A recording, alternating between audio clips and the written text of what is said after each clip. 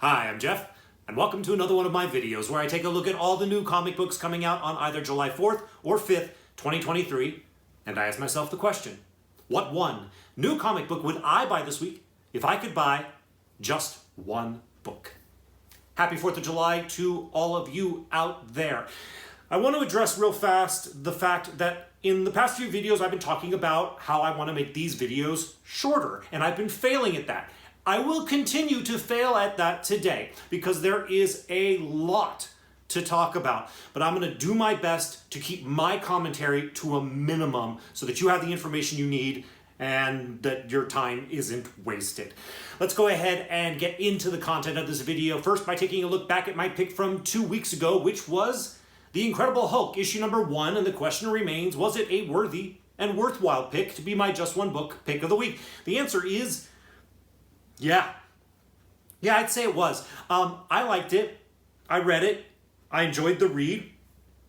I liked the kind of like mystical and monstery path to go with the Hulk. So I found that interesting myself. I've also, in the Facebook groups that I'm part of, certain people have been talking about it, and the consensus is generally that people who have read it really enjoyed it. So it seems to be popular with readers, and that's an excellent sign for this series. I'm generally not a Hulk fan, but I may pick up the next few issues of The Incredible Hulk series to see where it goes and to see if it continues to be as good as issue number 1. In fact, issue number 1 was so popular with readers that it had reflected glory on a book that I don't remember if I told you about in the video where The Incredible Hulk was my pick. But Hulk Annual 1 from 2023, the one that came out about 5 or 6 weeks ago, had what they called a preview for The Incredible Hulk series. But in fact, it was a prologue. It was 100% original content not to be found in issue number 1 of The Incredible Hulk. And that content in the Hulk Annual featured the first appearance of a new character called Eldest. And that has driven up sales for that annual. I have seen that the last 2 copies sold for $21 and $24.99. But the interesting thing about that is that there are auctions right now that are up to $27 and $30. But that seems a little odd to me because there are buy it now listings at about $21.95, $22. So I would say if you want to try to go after this annual, I would pay about $15 to $22 for it. I picked up 2 copies of this annual on the day this book came out just about 2 weeks ago and got them for cover price, of course. I wish I'd bought every copy I saw because I was not expecting them to jump up on the secondary market, but they have. If you see this on the shelf at your comic shop, I highly recommend you pick it up. That's it about the pick from 2 weeks ago. Let's go ahead now and move forward and talk about the books that are coming out this week. Now, once again, there are a lot of them, so please bear with me. We're going to start with a group of books that you need to know about from DC. The book I want to tell you about is called Night Terrors First Blood, issue number 1. It's a one-shot from DC. Here's the description. Night Terrors starts here when Batman, Superman, and Wonder Woman find the body of one of their earliest enemies inside the Hall of Justice. Their investigation takes them past the land of the living, beyond the land of the dead, and directly to a new villain called Insomnia, who uses his powers to engulf every single hero and villain in their own dark and twisted nightmares. The only way to save the world is to call for the help of an unlikely hero, Deadman. The thrills and chills of Night Terrors are brought to the DC universe by DC architect and superstar writer Joshua Williamson with horrific art by comics legend Howard Porter. This is an event that's happening all across the DC universe. It's affecting many books that are coming out this week. I'm going to quickly tell you what each one of those books is and read you the short description of them without any commentary, just so you know what's coming. But you might want to consider picking up If you're looking for the spec pick of these, I think this First Blood one is probably the one that's going to contain this first appearance of this new villain called Insomnia. But here's the other books that are affected by this Night Terrors event. We have Night Terrors Batman, issue number 1 of a 2-issue limited series. Here's the description. Batman trapped in the nightmare realm. Ever since becoming Batman, Bruce Wayne has been a creature of the night. He transformed himself into a symbol that gave the criminals of Gotham nightmares. But now, trapped in the nightmare realm, Bruce is stalked by the horror he's created. Can he escape before his own nightmares pull him deeper into the darkness? We also have Night Terrors, Black Adam, issue number 1 of a 2-issue limited series. Here's the description. Black Adam is defending Kahndaq from a border assault when the deadly nightmare wave sweeps the planet, putting all men, women, and children into the nightmare realm, including the fierce monarch. But what are his deepest, darkest nightmares? What horror can put fear into the heart of Black Adam? Night Terrors begins. We also have Night Terrors Joker, issue number 1 of a 2-issue limited series. Here's the description. The Joker's worst nightmare becomes a reality. He's got a day job. How will he handle meetings that could have been emails? Why did management cancel Bring Your Child to Work Day? Who will want to make small talk at the coffee machine? What is Alexis going to pick for lunch? And who is the masked madman terrorizing Gotham at night? That sounds hilarious. We also have Night Terrors Poison Ivy, issue number 1 of a 2-issue limited series. Here's the description. It's another absolutely gorgeous and serene day in Pamela Isley's lovely little new neighborhood. Everything and everyone here is wall-to-wall smiles. Nothing ever goes wrong. Everyone is friends, and best of all, it's made just for Ivy with lots and lots of love. Now, Pammy, don't frown, don't fuss, and don't fret. Just because this wasn't what you thought you wanted, that doesn't mean it won't fit you like a glove. Now have some pie, dear. Don't think too hard, and just smile. That's a lot of fun, too. There's some fun to be had there. Then, I believe, finally, we have Night Terrors Ravager, issue number 1 of a 2-issue limited series. Here's the description. Defend your life, Rose Wilson. Ravager is separated from Stormwatch and trapped in a nightmare world where she must protect her younger self from being consumed and corrupted by the Murder Man and his blood-crazed Slaughter Squadron. Can Ravager protect a young Rose Wilson without losing her own identity? Why does the Murder Man seem so familiar, and how does he know so much about Rose? So if you're a big DC fan and you want to go deep this week, you are going to have that opportunity to do that with this whole Night Terrors event. Good luck. The next book I want to tell you about is a new book. It is called Under the Influence, issue number 1 of a 5-issue limited series from Mad Cave Studios. Here's the description. A teenage sociopath, Paul Kozak, has accidentally created an internet cult called the Hot Dog Party. When a prank turns deadly, the FBI sends in an undercover agent, Kara Cole, to investigate and infiltrate their ranks. Now, Kara battles against real stakes, fake news, and memes in a character-driven story about power structures and the communities you build. This is a story about click-to-follow cultism during the age of social media. This is an interesting one, kind of an interesting look at social media and its potential powers and effects on community. This is an interesting week for comic books because there's a lot of interesting ones that from a purely story perspective. I'll say this now. I don't care if what genre something's in, horror, action, comedy, romance. I don't care. What I care about is that it's a good story, and there seems to be a few opportunities for that this month, or this week, I should say, and Under the Influence seems like it has potential to be a good story.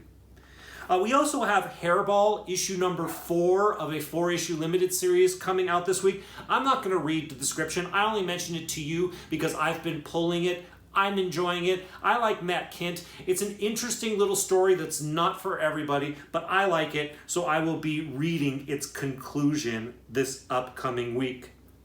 The next book I want to tell you about is a new book. It is called Barnstormers, A Ballad of Love and Murder, issue number 1 from Dark Horse Comics. Here's the description.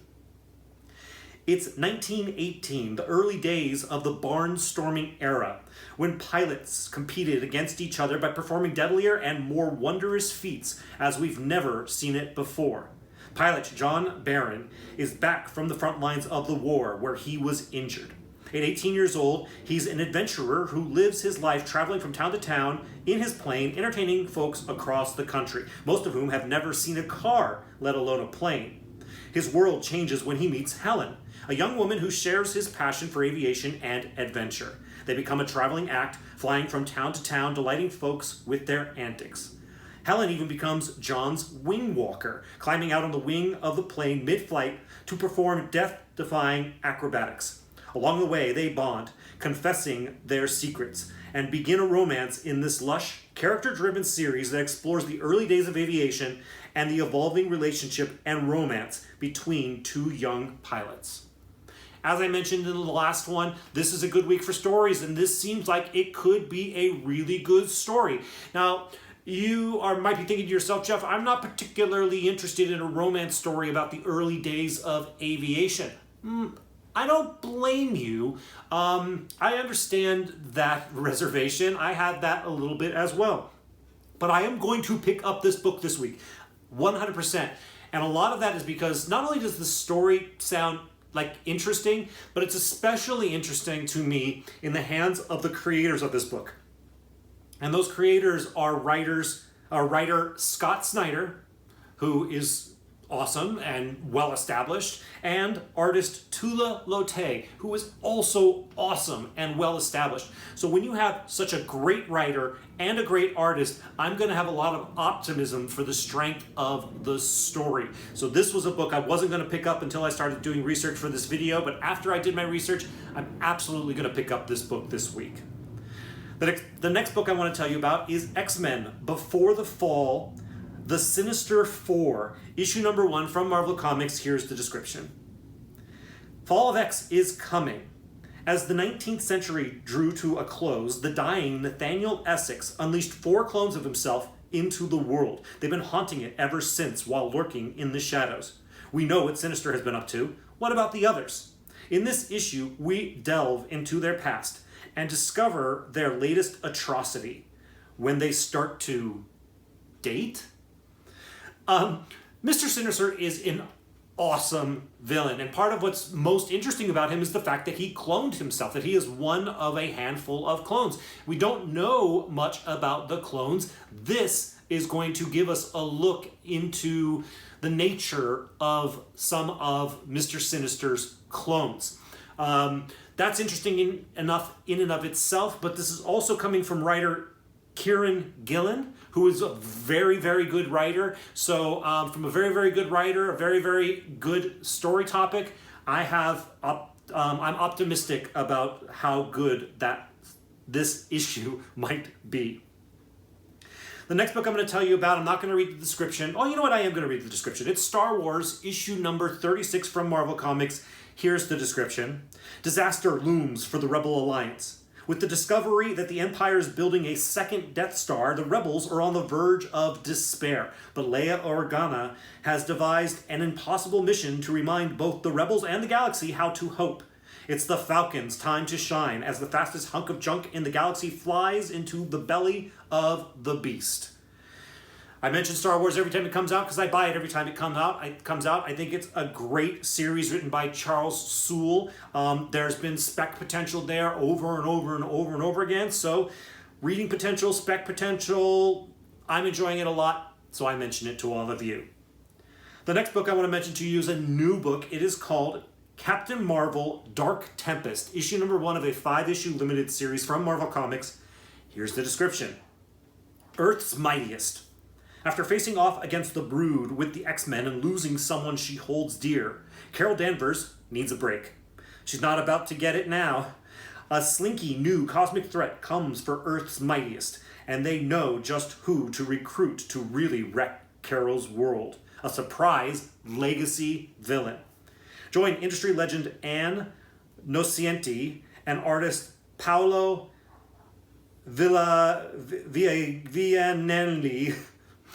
of Star Wars Bounty Hunters fame as they take the torch from Kelly Thompson's record-breaking run and slingshot Captain Marvel from the Harpswell Sound to the far reaches of the galaxy.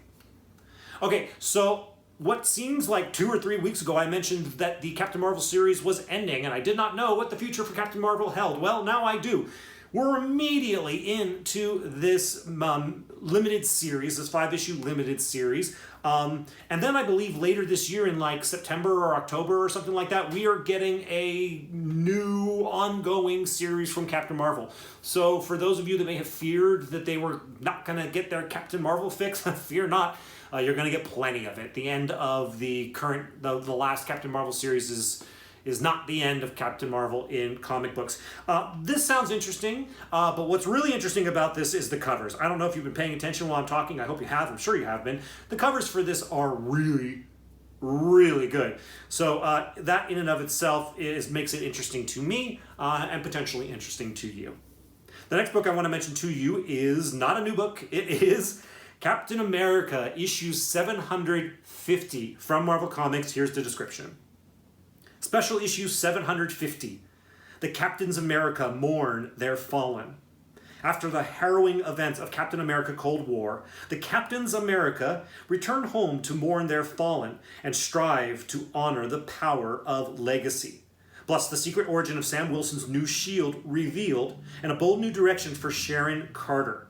In honor of 750 issues of Captain America, a team of fan-favorite guest writers joined forces with superstar artists to spin timeless tales celebrating the epic history of the Star-Spangled Hero. Don't miss this jam-packed, oversized issue.